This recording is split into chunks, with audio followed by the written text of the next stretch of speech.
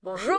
Et bonsoir. This is the Paris Adventurous, and we are back for another episode about the Bordeaux Wine series. And we are in a very specific place. Can you say what it is in French? Because I'm having trouble pronouncing it. So it's Franco de Bordeaux. Thank you. See, it sounds so much better when he says it. We're in this small region about 20 minutes from Saint-Emilion. And if you did your visit with us last episode, we went to Saint-Emilion, which is a beautiful little town in the Bordeaux region. It's in an ancient, very medieval style castle. And it's a lovely place to visit. And I'm excited because we're going to open this bottle. Well, actually, we did open it already. And we're going to taste this. And we're going to learn a little bit more about this castle and the wine. I'm going to ask Antoine a few questions like, Okay. tell us about the castle. Tell us about the winery. So first, it's very close from the right bank. It's along the Dordogne River and the Dordogne department. It's about 30 minutes from Libourne and 20 minutes from Saint-Emilion by car. What is so special about this wine? It's that the Franco de Bordeaux is the smallest appellation, which means that it's a very limited production because it's only 435 hectares.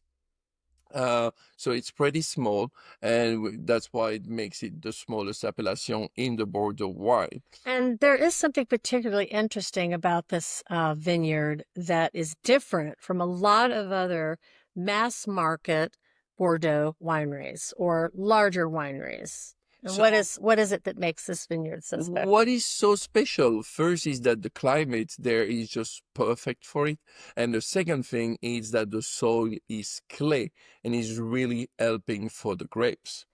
And also, there's one big factor. It's sustainable. Yes, they keep doing the harvesting with the hands and not using any tractor. And Oh, yeah. you know a little bit more about that. Well, I was just going to say that the way that they do it sustainably is by literally attaching a plow to the back of a horse and tilling the fields that way. So they are working the soil and turning over the soil with really some very ancient methods, which I think is appropriate for a wine like this because it does go back many centuries, this wine, in terms of its history and sort of flavor of the period. That the grape itself is an ancient grape. And then what is also interesting, it's a very old castle dating from the 6th century. This bottle, for example, it's a blend. It's 70% Merlot, 20% Franc, and 10% Cabernet Sauvignon. As a bottle from 2014. Since 2018, they make it fully a Merlot. So this is a bit rare because I know that I got this bottle in the shop in Saint-Emilion in 2017. Which is So amazing this is because a 2014 bottle. Yes, so that was about the right time to buy it, and I have kept the bottle. You're doing the math. How many years? I've 17 to I now, so yeah, so nearly 9 years. 9 years. I have put it aside. So as I said originally on our wine series, there was going to be some bottles I was going to open up for my collection, and this is one of them. So. Exactly. What else I can say is that it is owned by Guillaume Brochard and his wife Chiang Wu. He has his own brand of jewelry, and he bought Really, that beautiful really castle. interesting couple. She's an artist and he is the owner of a jewelry company. So he spends a great deal of his time in the Shanghai area in China, part of his year. And then he spends a great part of his year also in the castle. They live there and produce the wine. And of course, he has a team of people that are busy curating and Oh, yes. taking care of and managing the grapes. Yeah, But yes, Michel Roland and Julien yes. Rion that are helping on the oenology part where they really advise about the grapes. In fact, they really have like 3 bottles available. They have the Ad Francos here, red. Mhm. They have an Ad Francos white made of 50% of Sauvignon Blanc. And they have a third bottle, which is the Ad Eternam, which is a red. Also, it's a Merlot. And I'm going to put all this information on the article about the winery. And so you'll be able to find that on my Substack. So don't worry, you'll be able to order it either domestically or directly from France. Obviously, we've had some little issues with shipping things from around the world. You should be able to find it here in the continental United States. And if you happen to be coming to us from Europe, of course, you're going to have an easy time as well. Reaching out and finding it. Just before we go in the tasting, what is interesting also of that castle, you can go and do some tasting. Oh, You that's can right. do some That's right. tour about the You can chateau. stay there. It's a beautiful place to stay as well, And right? you They can will put stay. you up. Yes, it looks Mhm. really amazing place to stay. It's definitely a venue. It's a visit. It's an experience when you go to this castle. So it's definitely worth a stop on your trip if you happen to be doing the city of Bordeaux, then you go to Saint-Emilion, and then you stop here, and then you circle back into civilization in the city of Bordeaux, which of course I haven't had a chance to really talk about my experiences in the city of Bordeaux, but I actually love it there. It's a very interesting place if you're there for the first time. And so that's something for another episode. But now are we going to pour the wine? So let me show the bottle to our lucky audience and our And lucky us because we're gonna taste it we're for going to you. taste it. We're going to tell you a little bit more about that. But also, I'll have Antoine tell you. Well, you should tell him about the label because the label is extremely unique. So the label Yeah, it's is really very interesting. interesting because it shows the castle from the 6th century because it was fully rebuilt by Vivian and Andre Vossen. And there's a lot of explanation on the bottle with the price of back in the days, which is so interesting. Apparently, a Bordeaux sort of listing from the 19th century Yes. is part of the history of the former family that owned the chateau. And they are, they had been residents and winemakers back in the 1700s, 1800s, and 1900s. So. Yes. So All right, let's let's try. try it. Okay. Let me serve you some wine. Okay.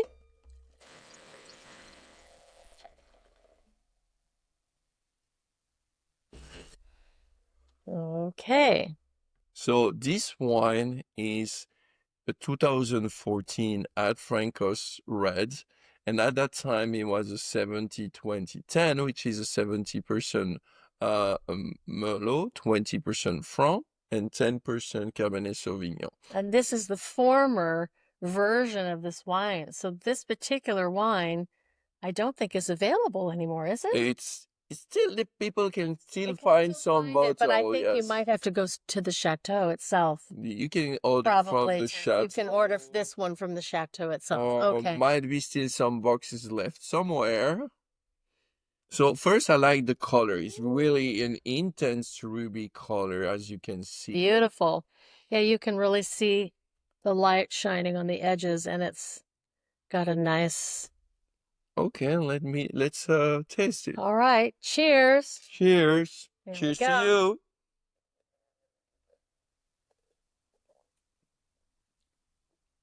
you. Mmm. Wow.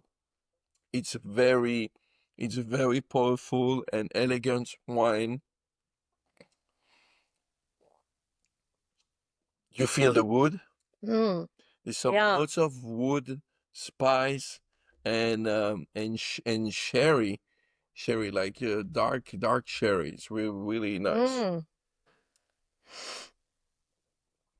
Yeah. And it stays pretty strong on the palate. It's a long taste, so Yeah, it has a Lightweight. long finish. It has a long finish. Yeah. And the long finish is great because it's working with meat, game, it's just enjoying with friends. A great wine. It's really delicious. I think when we opened it, we were worried. We thought we might have smelled a little vinegar on the cork. We were like, uh-oh. Yeah, we were scared, I was worried but because I've been carefully sort of monitoring the temperature of how I'm keeping my wine. I wish I could tell you I have a wine cellar down below my floor, but I don't. Like some of us, I have a wine refrigerator, and sometimes it can be a little tricky. Do not unplug your wine refrigerator. Do not change the temperature. Do not do anything extreme. It has to be, maintained over a period of years. So I guess I did okay. you did great. It's I amazing. was worried there could have been a surprise there. It's amazing to taste a wine that is 12 years old. When is the last time you drank a wine that was 12 years Well, old? it's happened. Lucky you. I'm really enjoying But it. I can see that the it's really improved in the bottle, I think, is what's happened.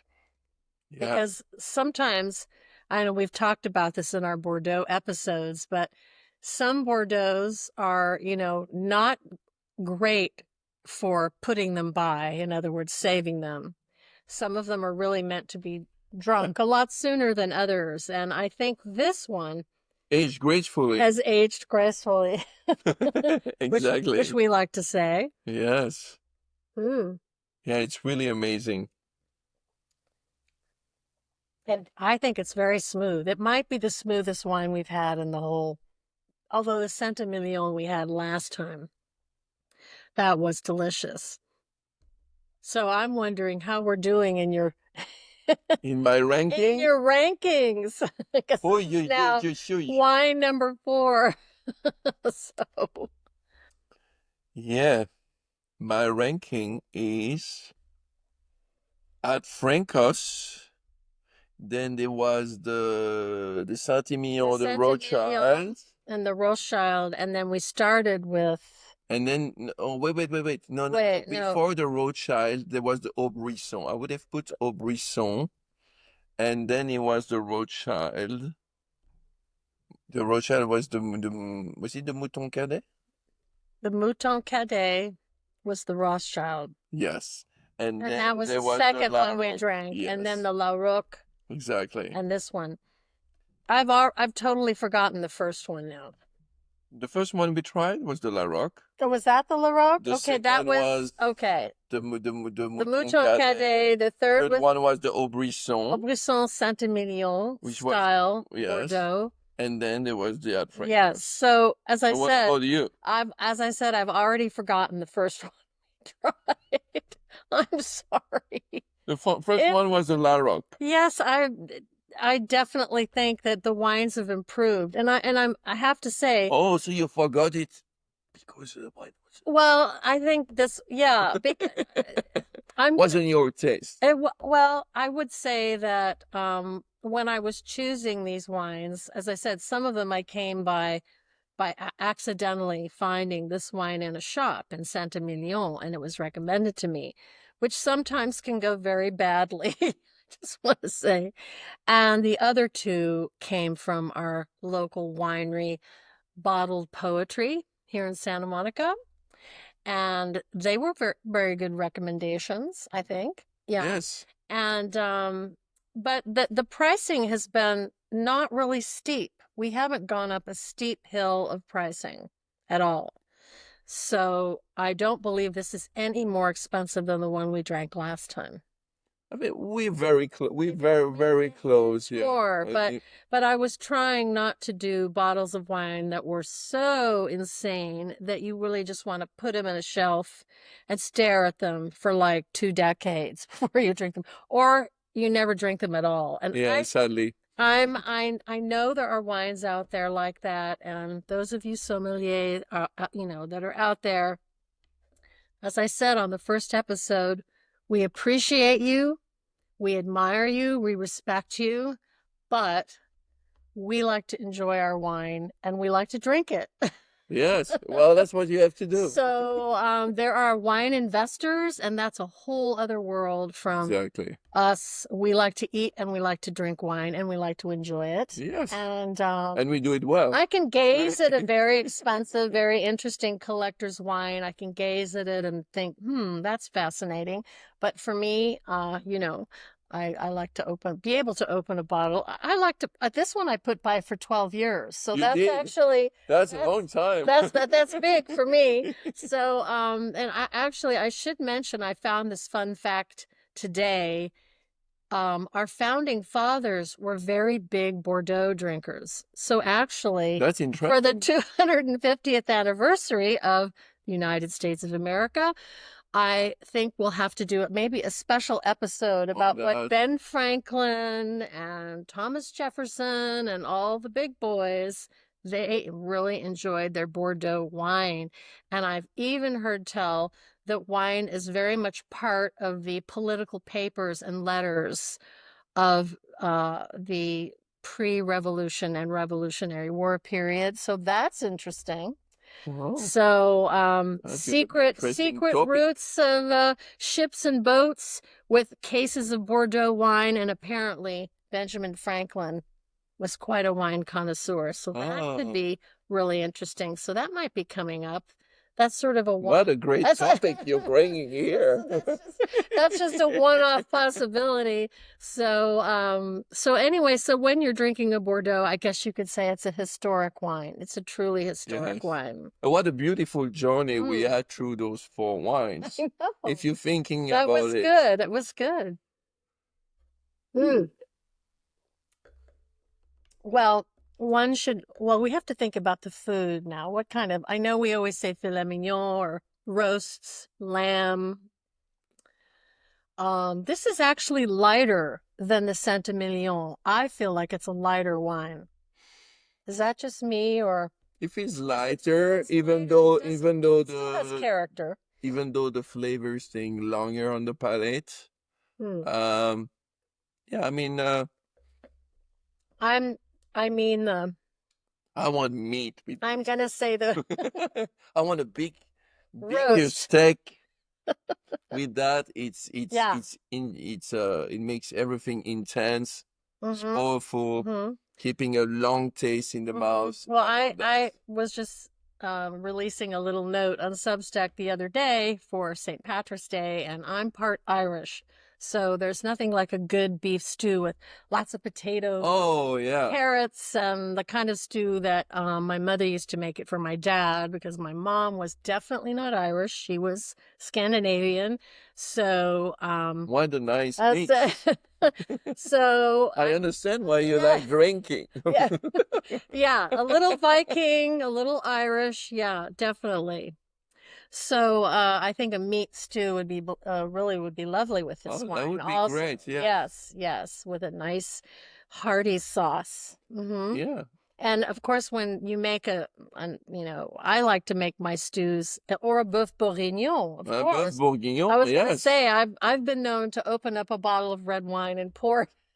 Yeah, I mean, pour it into the pot, and so let's mix that in. Yeah. Yeah, a lot of people do that with the bottle they don't really like. Yeah. Yeah, and I make my steak marinades with old red wine. So, of course, I guess I'll have to put a recipe for my steak marinade or my roast marinade on my Substack, and then you can sort of see what I like to mix together. And I there's never a bottle of red wine that gets wasted. It always ends up somewhere else, which is amazing, in the kitchen, which is really what one does. It doesn't mean I have to keep drinking it if I decide it has to go into a stew or sauce. or into the barbecue. I'm happy to do that. Put it into spaghetti sauce too. Oh, I've done that. Yeah. See? Yeah. You get the best sauce. Yeah. So another story from growing up would be definitely where I learned to make Italian red sauce. Wow, I can't wait. I'm hungry now. Have you ever heard this story? Well, my mother grew up on the Hudson River in upstate New York. Is And that where the plane just... well, no, it's not, no, that's not where the plane lives. That's that's not that part of the Hudson River. No, this is way upstate. You get on a train from Grand Central Station and you just keep going, upstate on the train. It's a beautiful ride, by the way.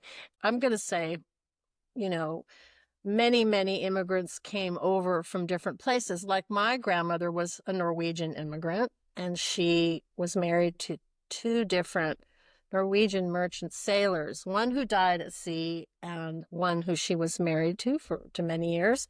But all of the neighbors were from all over the world. So of course, Italian neighbors, Irish neighbors, or this is my mother growing up in the Hudson River, and the Norwegians and the Italian, all the mothers and grandmothers and the nonas, they all were neighbors, and they used to exchange recipes. Oh, So that's what what I'm a getting great place to. where So to live, that's to so taste. I learned to make the wonderful Italian spaghetti sauce with some red wine thrown in from my mother, who learned it from her mother, her grandma, her mom, who learned it from all the nonas, the Italians, and in the neighbors. So it was quite a experience growing up, because you would think, like, what's this Norwegian girl doing cooking this crazy good Italian red sauce for pasta? And this would have been the perfect wine for it. So when are you So that's inviting what us and all it's the audience and me? It's so hard to write a recipe though, because I feel like I know it by heart and I don't know how I would quantify it.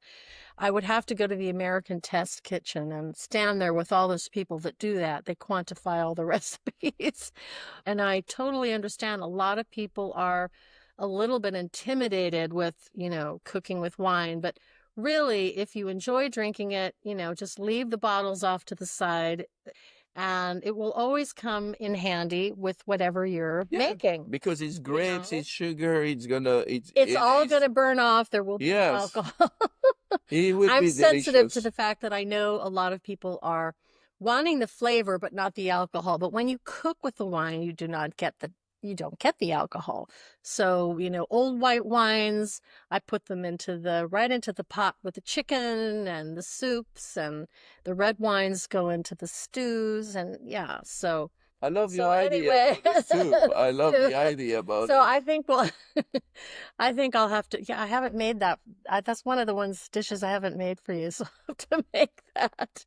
I'm waiting for it. Yes, so we like to talk about food and wine here at the Paris Adventurous, and I promise we will begin to share some of our favorite places to go in Paris to eat bistro food. Cool. And I'm going to call it simple French food, working class, good, hearty bistro food. So I did do a podcast about bistro eating at one point. I will try and include that or repost that for people that want some basic recipes about cooking and adding the wine. So how are we feeling about this in the glass now? It feels like I've been talking and not drinking, so. No, the great thing is that we left it for a while to let it breathe, because it was 12 years in the bottle. So we gave it the right to breathe. And for me, it's amazing. I'm so happy with it. So wait, is this your favorite wine of the four? Yes, yes. it is. Okay. Well, what about you? I'm glad. Well, I'm glad. I mean, as I said, I liked the Saint-Emilion, but that definitely was sort of a drop dead classic Bordeaux wine. I liked that one too, in its place, in its world. It's hard to choose. I like the taste to be long, so that's why you choose this one. I think explain to people what that means. The length, it means like when you have to have a Frenchman explain this to you. When you finish drinking, is the taste just stopping straight away? Or does it last longer in your mouth that you still have the flavor? So it's lingering. It's lingering there. Flavor. There we go. And you drink and you still have it like for 20, 30 seconds, and it's just a pleasure to the mouth. Okay. Here we go. I think that explains that. So we hope you enjoyed our episode. Yes. So where they can find Yes. the future videos. So, I forgot to mention that we've just had so many wonderful subscribers join us. Oh, thank you for joining us. Yes, I really am completely in shock. We've reached something like almost, 1,000 subscribers. Thank you for watching us. Really appreciate it. I just thought that it would be fun to bring Antoine's and my drinking history, our wine journeys to videos so that we could share them with you so that you can enjoy what we're enjoying. And we haven't really had a bad wine yet, but this could happen. We could buy a wine and find or discover a wine, and it just could be the worst thing we've ever drunk. And that's okay. That's only our opinion. Yeah. But what I think is even more interesting is that you get to see a show with an American lady and a French man talking about wine. You loving France and discovering France, and we can share. That's true. And we can share all that our experience about what is wine, what is the city. He is the French guy. Exactement. Exactement. And he's here to make sure that my pronunciation is doesn't go completely off the rails. Oui, toujours correct. If you don't have time to travel, that's one of the things I'm hoping that we are bringing a little bit of an international flavor to your wine shopping. Yes. And then make you want to travel. And by the way, we would love to have sponsors. We don't have any sponsors. I guess. No, we don't. Yeah, I guess that would be good. If you're watching this and you'd like to be one of our sponsors. And send us wine. Yeah.